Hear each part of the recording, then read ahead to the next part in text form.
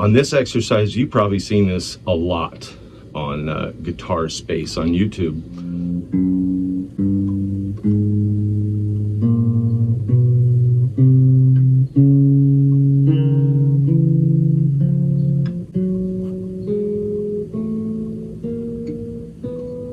It is a finger exercise where we're teaching our fingers independence. I'm only here to basically tell you, please do this because it will help. If you don't see results from this, please let me know. I'll give you a free lesson, a free Zoom lesson to make sure that this works for you. Not kidding. All that I'm doing here, each of the fingers are planted on the string, and as we go to the next string, we're only going to lift up what we need at one time. You can see my third and fourth finger are planted. Now that's moving, now that's moving. Same concept is going to be with the next string. The point is you're keeping fingers planted, and that can confuse them and throw them off. And the slower you go, the more your hands are on the instrument. Any point that you get to where your fingers are confused and one finger moves instead of another, that's where you want to get to. You want to get to that point where your fingers are sort of out of your control, because then you can focus in really slowly and move those fingers back and forth. So instead of starting on the low string, I want to start on the fifth string because I start off by keeping all my fingers planted. So I start off with work right away. So I'm going to start here. All fingers are down on the first, second, third, and fourth fret on the A string. Now, slowly lift up your first finger and bring it to the low E string on the first fret. You're going to do the same with your middle finger. You're going to bring that up. I'm going to continue on with the third finger coming up. This third finger really needs independence. And the fourth finger is still down on the other string. Now it's time to bring it up. If I plant my fourth finger wrong, I know that this next first note is going to get cut off by the back of one of these fingers, and I don't want that. Keep in mind, all fingers are staying down.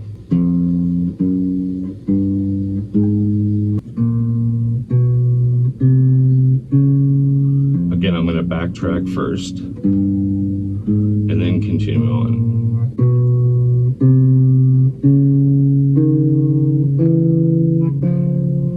Now you're going to notice this does not take that long to get up and down the neck.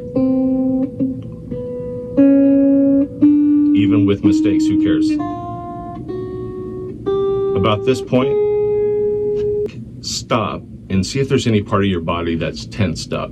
That's what I have a tendency to do, is I've noticed my toes will curl when these two fingers start to get confused, or I'll clench my jaw. So keep that in mind as you're going along, and that's why we go really slow, so we can catch those little idiosyncrasies, whether our shoulder's too high up, any sort of tension. The slower you go, the more your muscles are actually on, your fingers are on the guitar, your muscles are engaged, and you're getting something out of it.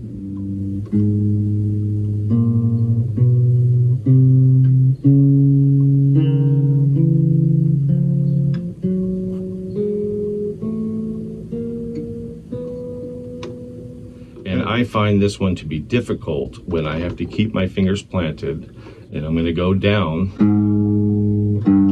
but I have to bring each finger to the next string.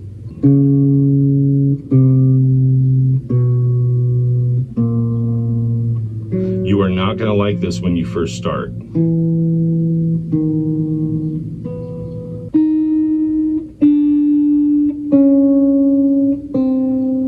Yeah, on this one, if you see how slow I'm going,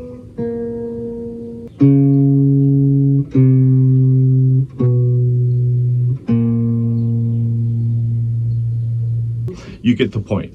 This one here drives me nuts.